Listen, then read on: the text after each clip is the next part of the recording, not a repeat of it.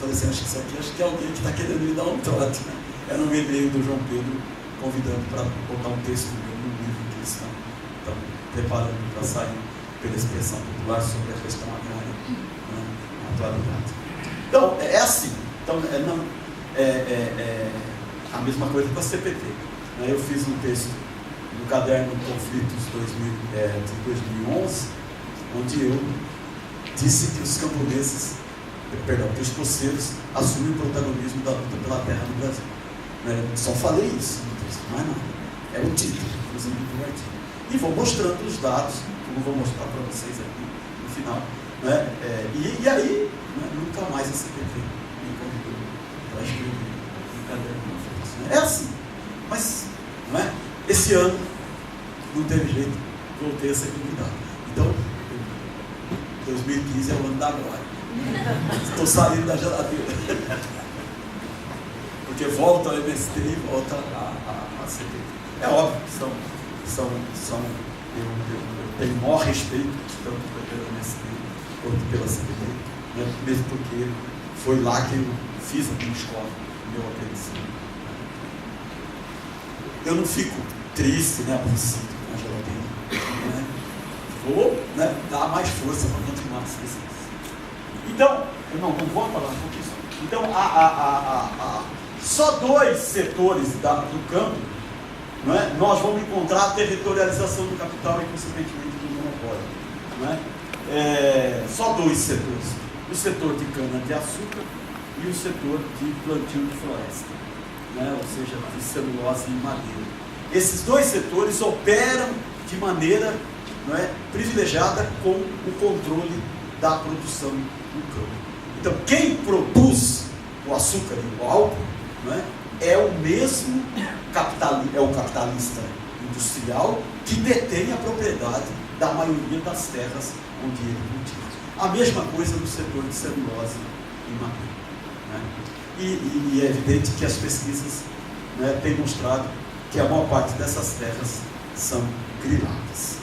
Né? Portanto, são terras públicas convertidas, né, em meio de produção e que com isso né, eles prescindem de uma parte do capital que tinham que ser retirado do setor industrial para adquirir a propriedade da terra, para poder cultivar a terra, né, sem ter que pagar renda a ninguém, né, e esse processo só foi possível por conta da grilagem. Né, e é esse a outra vertente que eu vou trazer daqui para frente para vocês. Vamos lá, nós vamos que a hora está rodando.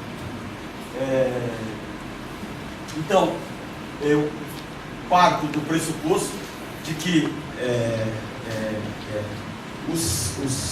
né, de entender a ação no campo, privilegiando as relações sociais de produção, né, elas são, para mim, os elementos fundantes da formação da identidade das diferentes classes sociais. E parto do pressuposto que o campesinato, né, assim como o proletariado, assim como a burguesia, não são homogêneos, não é uma classe homogênea, né, ele tem diferenças. E essas diferenças, elas aparecem nas diferentes nominações que o campesinato adquire em vários trechos desse país. Né? Lá, se for no Rio Grande do Sul, vocês encontrarão os colonos, né, os camponeses denominados colonos. Se for lá no meu São Paulo, né, nós somos os caipiras. Né? Se formos ao Nordeste, ao sertão do Nordeste, ao sertanejo. Né? Se forem lá ao litoral de São Paulo, por exemplo, são os caiçaras. Né? Se forem, para o meu gosto, se for lá no oeste da Bahia, né, tem lá os fundos de pasto, né? Ou seja, os camponeses que praticam o uso comum da terra, que são completamente diferentes dos ribeirinhos, que são diferentes dos geiraizeiros no norte de Minas, no Goiás. Né? Ou seja, o campesinato aparece com essas denominações regionais aqui para vocês, né? Os ribeirinhos, mas também, né, lá na foz do Amazonas, do Pará, às vezes aparece como roceiros, né? Enfim, são denominações locais, regionais, que para mim, a Leovaldo, identificam os serviços. E separo, não é, a produção coletiva, não é? E a produção comunitária como, não é? Como relações que fazem parte de outra sociedade. Não é? Eu vou retomar depois essa questão, né, rapidamente, falando da formação da propriedade. Vamos lá? Bem, então,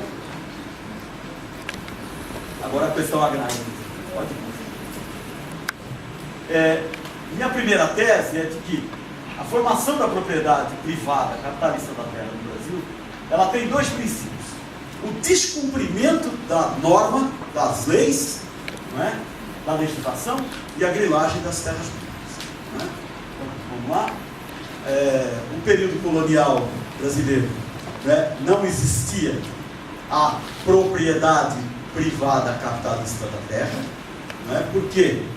Porque o domínio, portanto, a propriedade da terra pertencia à coroa portuguesa, e a coroa portuguesa, através da legislação de Sesmaria, que é de 1375, né, ela concedia o direito de exploração. Essa lei de Sesmaria, ela foi alterada pelas ordenações afoncinas, manuelinas e filipinas. Vamos lá? Ela tinha esses princípios básicos: título expedido pela coroa, não é? Garantia apenas do direito de uso da terra, não a da propriedade, o dever de torná-las produtivas, sob pena de perder o direito. Quer dizer, se o sesmeiro não plantasse, ele perdia a sesmaria, não é? E a posse tinha um caráter subvertido, a posse subvertia. Por isso que a legislação de Sesmaria proíbe a posse, não é? E posse de qualquer tamanho, ela era proibida. Por quê? Porque a coroa usava desta lei para arrecadar tributos em cima da propriedade da terra que ela detinha. Não é? Então, esses eram os princípios da legislação de Sesmaria. Bem, o Tomé de Souza, primeiro governador-geral do Brasil, não é? Pela legislação de Sesmaria, cada sesmeiro podia ter só uma sesmaria. O Tomé de Souza, quando saiu do governo geral, se deu uma segunda. É considerado, pelos historiadores, o primeiro grileiro do Brasil. Né? Ou seja, já burlou a lei. Não é? Ele se apropriou de terra. Bem, grilar a terra é uma coisa do passado? Não, não é? A Corregedoria da Justiça do Pará recentemente fez um provimento, não é, que bloqueou todos os títulos registrados nos cartórios de registro de imóveis do Pará, não é? Ficaram bloqueados, que tivessem uma área superior a 2.500 hectares. Não é? Todos os títulos ficaram bloqueados, estão bloqueados até hoje. E a Corregedoria passou a fazer um levantamento e descobriu, não é, nos cartórios do Pará, não é, o estado do Pará, que tem 124 milhões de hectares, ele tinha bloqueadas 9.124 áreas, que somavam 489 milhões de hectares. Ou seja, 3,9 não é, maior do que a superfície do Pará. Então vocês têm aí o mapa do Pará, na cor mais clara, não é? E o mapa do Pará dos cartórios de registro de imóveis. É isso que é o Brasil. Não é? Então, grilagem de terra, não é o Tomé de Souza, certamente foi o primeiro. Tem uma disputa, viu? O pessoal do direito acha que foi o acordo do Meriano de Tordesilhas. Acho que é lá que começa uma grilagem. Tem uma corrente que acho que é lá que começa a grilagem. Mas aí, como tudo isso ainda está sendo objeto de estudo, né? Então há campo para divergências. Então vocês veem que o Pará, né, está diante dessa e fala: agora, quem quiser um título de terra tem que provar que é proprietário de tudo. Não é? Ou seja, ao invés do Estado ter que provar que a terra é dele, quem se apropriou privadamente é que tem que provar que a terra é dele. Não é? Então a Justiça do Pará dá um passo importantíssimo. E podem se gabar, não é? Seguiu a Justiça do Amazonas, que foi a primeira a fazer um ato desse tipo. Espero que esteja aí no próximo slide com a gente. Perdão, esqueci de falar. Tem ainda esse slide para atualizar a grilagem. Não é? Vocês se lembram de novembro do ano passado, quando a família do então ministro da Agricultura foi pego com a mão na botija, não é? Grilando terra bonita lá no Mato Grosso. Não é? A família Geller, não é? E a Polícia Federal, na Operação Terra Prometida, pôde prendê-los, esse Odair e esse Milton, que são irmãos do ministro. Mas, se a gente olhar as cartas régias, não é? Por exemplo, essa carta régia de 1695, olha a coroa já reclamando, pode pegar direto na letra vermelha, né? A maior parte destas datas no português de Portugal é terreno, né? Lote de terra, destas datas estão nulas, por vários fundamentos. Assim, pela largueza com que se concedem, ou seja, acima do que a lei permite, né? E é também comum aos moradores desse estado de que procede o não se cultivar a maior parte das terras. Quer dizer, já lá em 1695, né, a coroa, né, reclamava da grilagem, do descumprimento das leis. Pode ir, Manso? Não é? Esse alvará de 1795, né? Os abusos, irregularidades e desordem que tem grafado, estão e vão grafando em todo o estado do Brasil sobre o melindroso objeto da sesmaria. Não vou ler mais, mas enfim, né? A maioria dos textos, não é, emanados da coroa para os governantes portugueses no Brasil, né, traziam essas reclamações. Pode ir?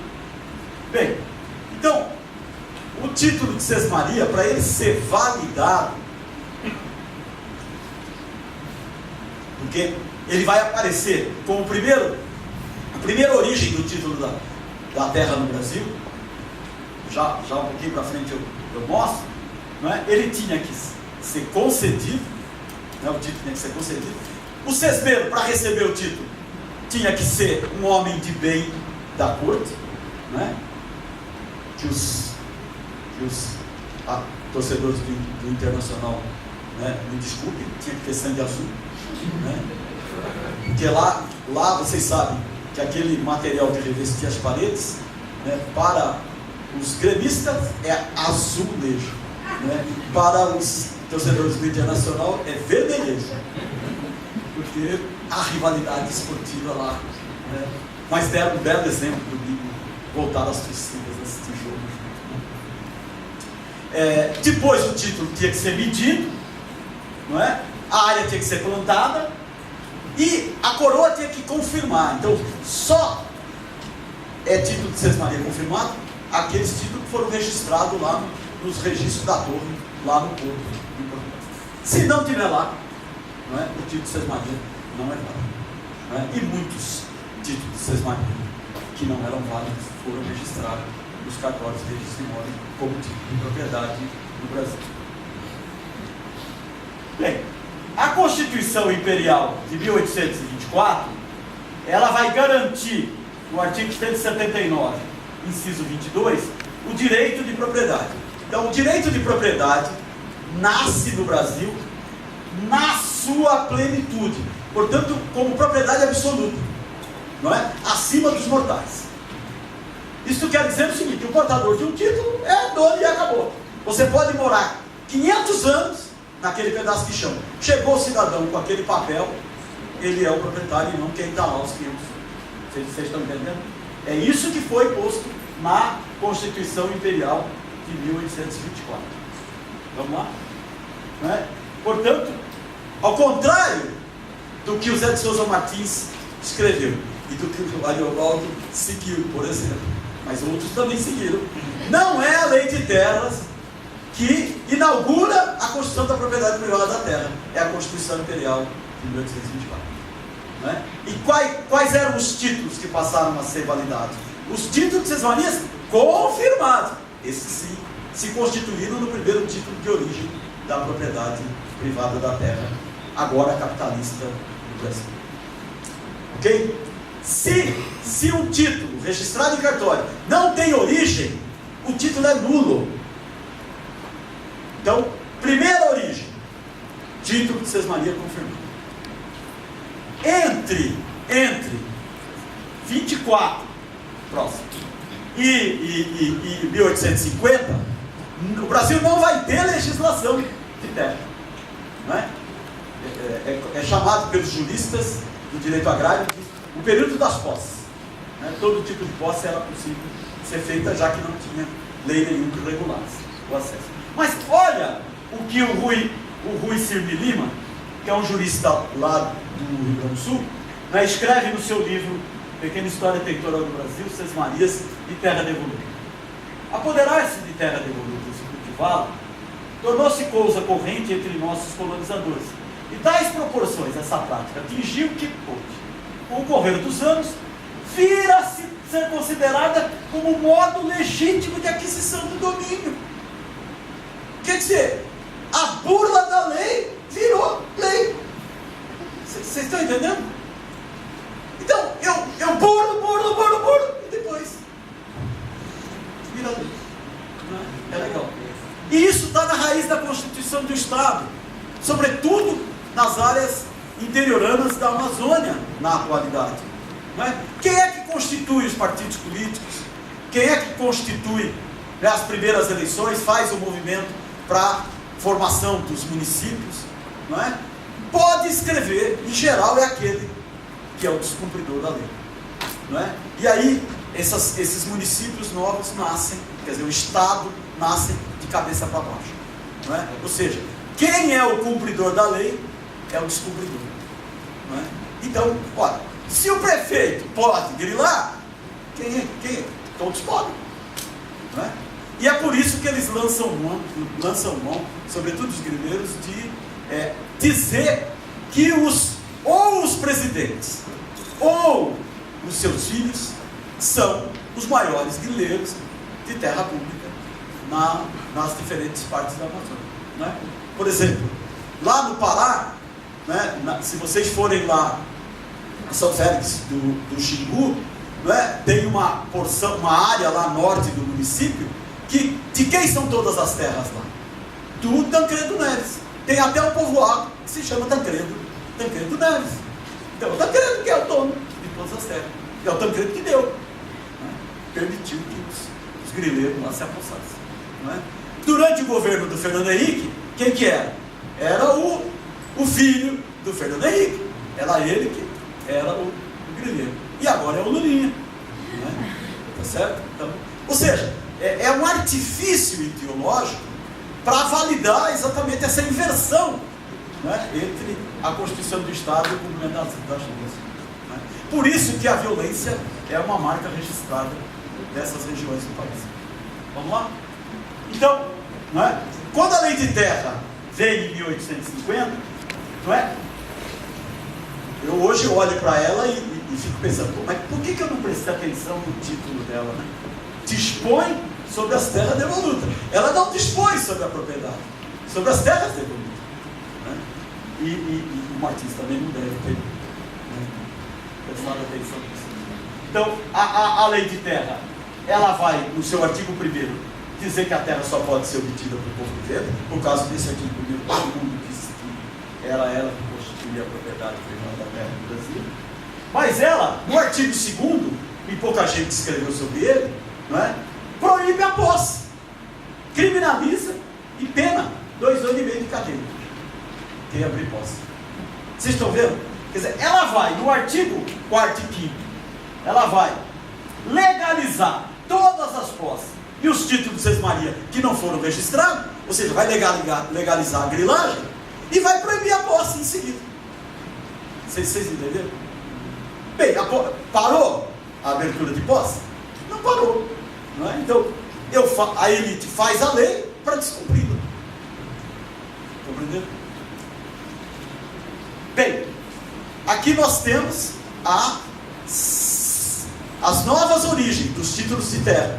Então, as posses que foram medidas e registradas, os títulos de Sesmarias que foram medidos e registrados a partir da lei de terra, e A partir daí, só compra e venda. Então, título de origem, repetindo rapidamente: título de sesmaria confirmado no período colonial, os títulos de sesmarias agora confirmados pela lei de terra, não é? As posses confirmadas pela lei de terra, e a partir da lei de terra, só compra e venda da terra devoluta em asta pública, ou seja, em leilão. Então, uma pessoa não pode se apropriar lá de 10, 20, 30 mil hectares e depois querer que o Estado legalize a terra dele. Não tem como, tá certo? Por isso que, não é, o programa Terra Legal, que o Partido dos Trabalhadores implantou na Amazônia, é flagrantemente anticonstitucional, inconstitucional. Né? Há uma ação movida, que está, uma ação de inconstitucionalidade dessas leis, derivada do Terra Legal, que está no Supremo esperando julgamento, e que, não é, espero que a inteligência desse país não seja ferida, e que o Supremo não diga, não é, que aquilo não é inconstitucional. Porque a Constituição diz: só é possível você regularizar, não é, até 50 hectares. Está lá, é um artigo da Constituição. Não é? Então, nós estamos diante desse dilema. Né? Vamos lá. A Constituição Republicana de 1891, a União vai transferir, vai manter a propriedade, o direito de propriedade na plenitude, como a imperial, né? Pode ir? E vai transferir, né? A União transfere as terras devolutas para os estados. Então, exceto, pode ir, exceto a faixa de fronteira e que fica com o INCRA, sob jurisdição federal, e a faixa de marinha, né? E os terrenos marginais dos rios, as ilhas, né? Os lagos, né? Exceto, esses ficam sob jurisdição da União, né? E lago e rio, os lagos em geral ficam sob jurisdição dos estados, exceto se eles estão na divisa dos estados, e os rios, né, se são só rios estaduais, fica sob jurisdição do estado, os terrenos marginais, e se passarem por mais de um estado, ficam sob jurisdição da União. Isto quer dizer o seguinte, que além da faixa onde a água da enchente nos rios, né, atinge mais 30 metros de faixa seca, né, portanto não atingido pelas cheias, é jurisdição ou estadual ou federal. Ninguém é dono de margem de rio. Por quê? Porque são terras públicas.